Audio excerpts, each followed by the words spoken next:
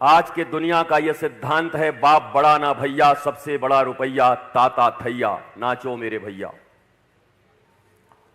जो कुछ भी करोगे उसके पीछे अर्थ कितना है।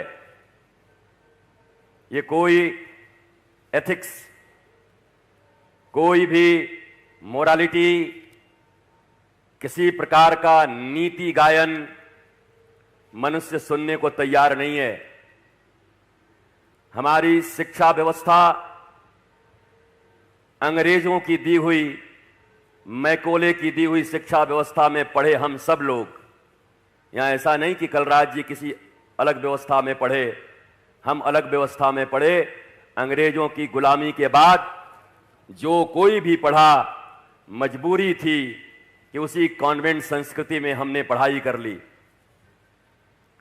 वो संस्कृति जिसने बचपन से हमारे हृदय में भारत, भारतीयता, सनातन संस्कृति इत्यादि का कोई बीज नहीं बोया, बल्कि बरसों बरस पहले जो संस्कृति हमारे भीतर थी उसको उजाड़ फेंकने का और मिटा डालने का काम इस शिक्षा नीति ने किया। मैं कभी कभी आश्चर्यचकित होता हूं कि शिक्षा नीति वही है और आप नवीन भारत की परिकल्पना कर रहे हैं। कभी कभी मुझे आश्चर्य होता है, आपकी कानून न्याय नीति वही है, आपका पुलिसिंग वही है 1861 वाला, और आप न्याय की व्यवस्था की बात करते हैं। अंग्रेजों ने भारतीयों पर जुल्म करने के लिए, उनको अपने जूते के नीचे रखने के लिए सारी व्यवस्थाएं बनाई थी। क्या यही व्यवस्था भारत की स्वतंत्रता के बाद भी चलनी चाहिए थी? पहले इस बात पर विचार होना चाहिए। ये गौ माता की जय हो और गौ हत्या बंद हो, ये कहने से होना होता तो और गौ माता ज्यादा कटने नहीं लगती। आप चिल्ला रहे हो गौ हत्या बंद हो, गौ हत्या बढ़ती जा रही है। क्या बात है? आपके चिल्लाने में कोई ताकत नहीं, या आप भी केवल जैसे पड़ोसी एक दूसरे से मिलते हैं और रिश्तेदार मिलते हैं और दोनों देखकर कैसे हो, बोला बहुत अच्छे, भीतर आग लगी हुई है अभाव का, फिर भी मुस्कुरा के कहते हैं बहुत अच्छे हैं भाई साहब, अच्छा कुछ भी नहीं है। वैसे ही चिल्ला रहे हम गौ हत्या बंद करो।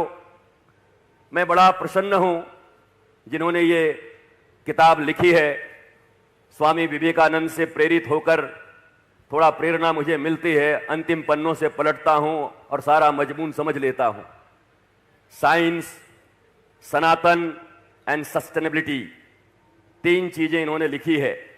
सनातन क्या है, साइंस क्या है और सस्टेनेबिलिटी क्या है। चूंकि ये इंग्लिश में किताब है और काऊ जैसे ही देखेंगे तो भारत का एक बड़ा वर्ग तो इसको छुएगा ही नहीं। गाय की बात आ गई तो फिर उसको छुएगा ही नहीं।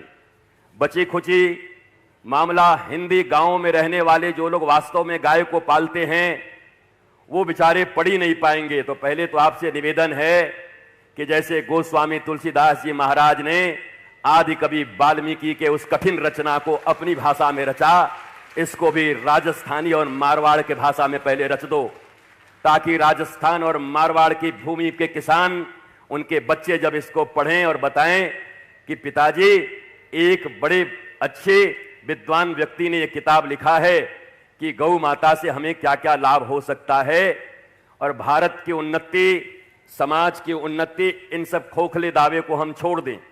ये सब बेकार रटने की बातें हैं। भारत की उन्नति करेंगे, अरे घर की उन्नति पहले कर लो, अपने बच्चों की उन्नति कर लो, साले साली बचे हैं उनकी उन्नति कर लो, रिश्तेदारों की उन्नति कर लो, फिर भारत की उन्नति की बात करना। पहले पूरे खानदान की उन्नति कर लो। ये बातें हैं, कसमें वादे प्यार वफा सब बातें हैं, बातों का क्या, नाते हैं नातों का क्या। इन सब बातों से भारत नहीं चलता और न ही गौ माता या राष्ट्रीय संस्कृति के ऊपर कोई प्रभाव पड़ती है। मैं एक ही बात, मैं बड़ा पूरी रात्रि चल करके यहां पर आया, अंत तक लगता था जाऊं नहीं जाऊं, जाऊं नहीं जाऊं, जाऊं नहीं जाऊं। दिल्ली में हमारा कार्यक्रम था, फिर हमने निर्णय किया, हमारे बच्चे हमारे साथ थे, आशीष, अरुण सब, और ये सब कहे कि गुरुदेव चलना चाहिए।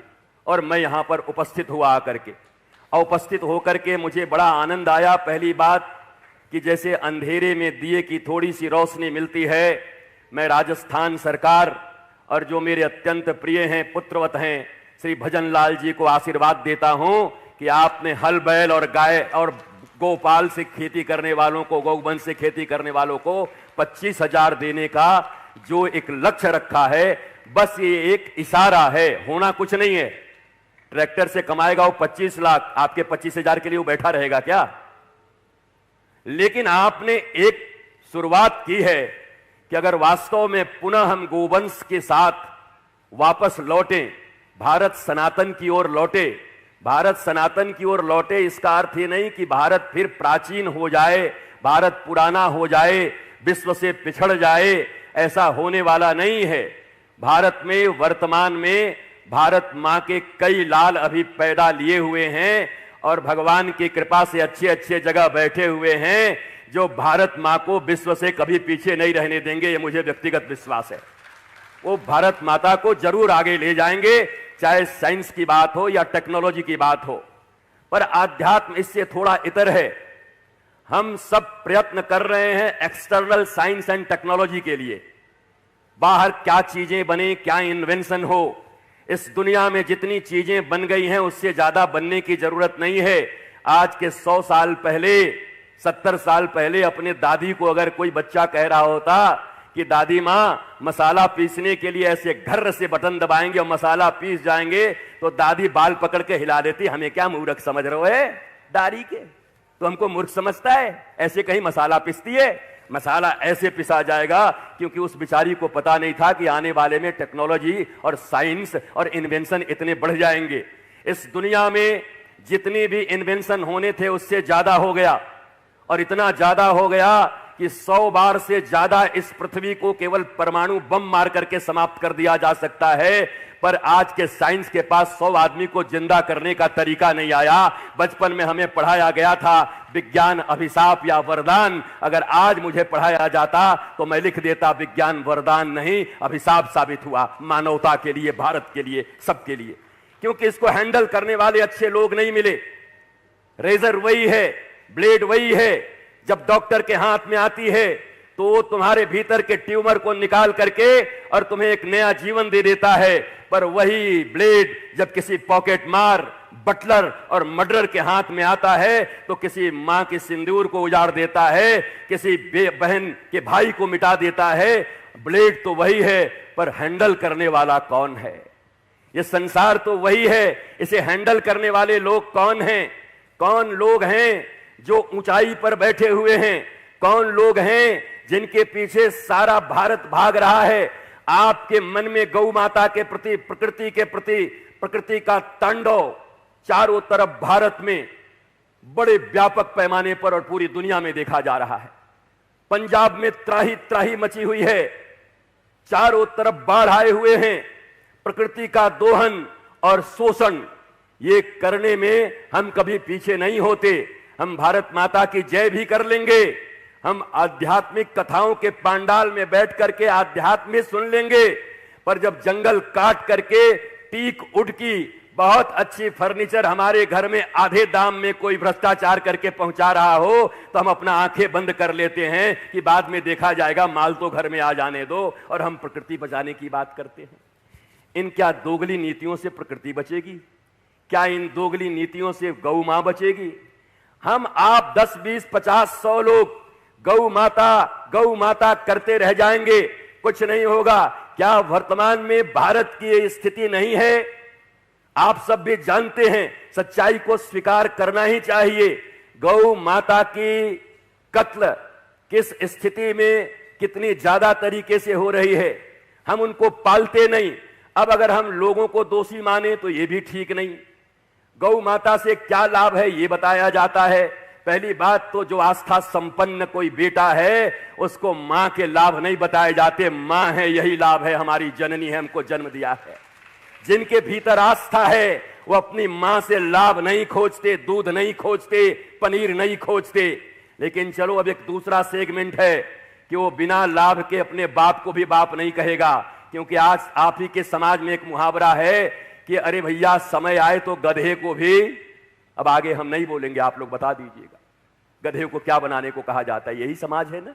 हमारे यहां ये फ्रेज बोला जाता है ना, समय आए तो गधे को भी, क्या गधे को?